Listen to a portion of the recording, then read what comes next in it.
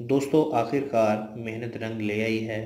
अल्लाह पाक ने हमें कामयाबी दी है। जी दोस्तों, हम कॉकटेल के बच्चों के पर खाने के हवाले से काफ़ी तजर्बात कर रहे थे, लेकिन कोई ख़ास कामयाबी ना हो रही थी।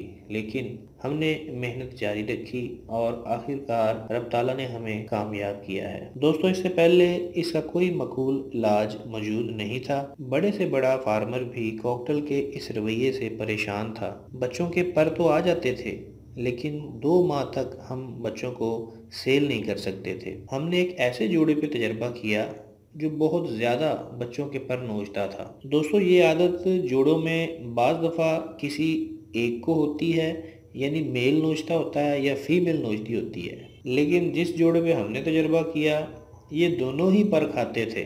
दोस्तों, किसी भी बीमारी के इलाज के लिए पहले बीमारी को अच्छी तरीके से समझना पड़ता है। दोस्तों, हमने सारा दिन केज के पास बैठकर गुजारा और इस बात को समझा कि आखिर ये परों को किस औकात में और क्यों नोचते हैं। काफ़ी मेहनत के बाद ये बात सामने आई कि कॉकटेल फारग वक्त में ये हरकत करते हैं। जिस तरीके से इनके बच्चों को खुराक की ज़्यादा ज़रूरत होती है, वैसे ही इनके माँ बाप को इनको फीड कराने की बहुत ज़्यादा तड़प होती है। अगर कॉकटेल के बेबी भूखे हों और आपने इनको माकूल सॉफ्ट फूड ना डाला हो, तो ये इंतहाई तड़प के साथ केज में मारे मारे इधर उधर फिरते रहते हैं कि कैसे भी करके हमें खुराक मिल जाए। खुराक मिलते ही ये बच्चों को फीड करवाना शुरू कर देते हैं, और जब बच्चे अच्छी तरीके से फीड कर लेते हैं, तब इनको जो वक्त मिलता है फीड करवाने के बाद, उस वक्त में ये बच्चों के बाल नोचना शुरू कर देते हैं। यानी खा पी के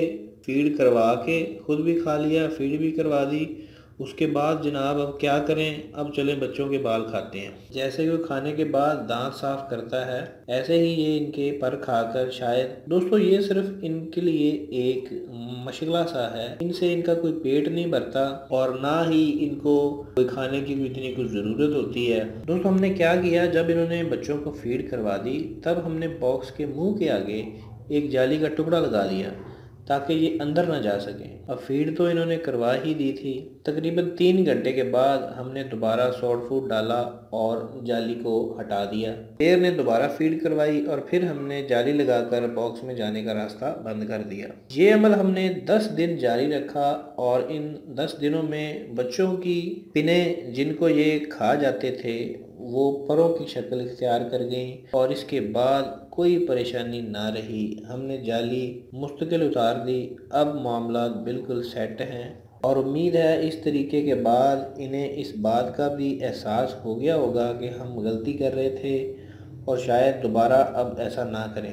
दोस्तों, ये आने वाली ब्रीड में बाल नोचते हैं या नहीं नोचते, ये अगली वीडियो में जब इनकी अगली ब्रीड आएगी तब मैं वीडियो बनाकर इंशाल्लाह आपको ज़रूर बताऊंगा। लेकिन इस दफ़ा तो हमने बिल्कुल इनको एक बाल भी नहीं खाने दिया और पूरे के पूरे बच्चे जो हैं वो माशाल्लाह से ज़बरदस्त परों के साथ बॉक्स से बाहर आ गए हैं। और ये दोनों के दोनों मेल और फीमेल पर खाते थे और बच्चों को बिल्कुल गंजा कर देते थे। हमारी इस मेहनत के बाद, इस मशक्क़त के बाद, इस कोशिश के बाद हम कामयाब हो गए हैं, लेकिन हमें मेहनत काफ़ी करना पड़ी है।